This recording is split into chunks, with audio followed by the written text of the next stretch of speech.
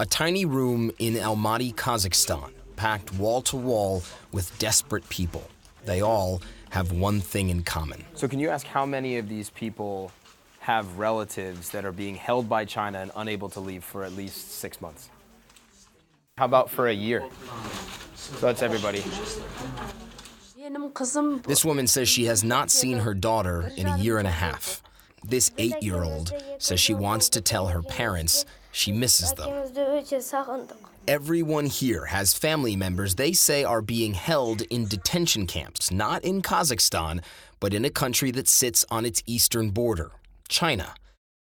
Kazakhs, who are mostly Muslim, have traveled back and forth across that border for decades. Some even live in China and are Chinese citizens. So that's why so many Kazakhs have been caught up in what critics say is China's ongoing crackdown on Islam. Over the past few years, in the western Chinese region of Xinjiang, the U.S. government says up to 2 million people, nearly all Muslim, have been placed in detention camps. CNN got a rare look at some of these camps on a recent trip to Xinjiang. Inside, detainees have said torture and political indoctrination is routine.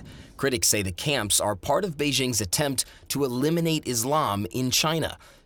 But to speak to those who've been inside, you have to leave Xinjiang, and Almaty, Kazakhstan is the best place to go. Just 200 miles from the Chinese border, Almaty is home to many ex-detainees, like Kairat Samadhan. Now I hate China so much. Samadhan is a Kazakhstan citizen but grew up in Xinjiang. On a trip to China in 2017, he says he was detained and put in a camp where he was often forced to stand for 12 hours at a time, hands and feet shackled, chanting, "Long live Xi Jinping," for China's president. He says he even tried to commit suicide. After 4 months, he was let out and allowed to return to Almaty. China's Foreign Affairs Ministry told us they are unaware of his case. Samadhan says his own government in Kazakhstan wants him quiet. The state isn't helping us. It's trying to silence us because we are sowing discord between both countries. I'm living in fear. The Chinese government denies allegations of political indoctrination and torture. They call the camps, quote, vocational training centers, designed not to eliminate Islam, but Islamic extremism.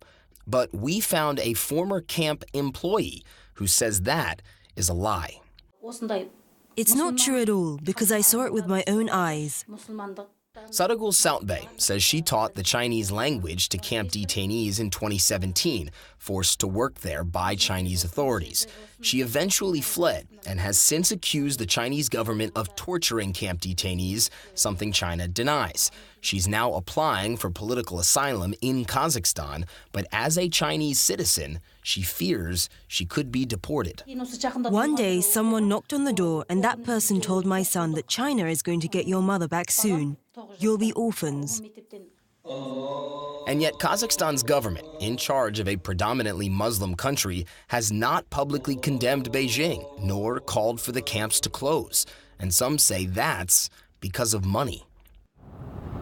So China actually built a lot of this highway that we're driving on right now. It's part of the billions and billions of dollars they've invested in Kazakhstan through their Belt and Road Initiative.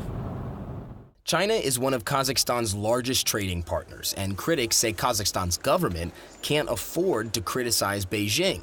We asked the Kazakhstan government if China had bought its silence on the issue of detention camps. They didn't reply.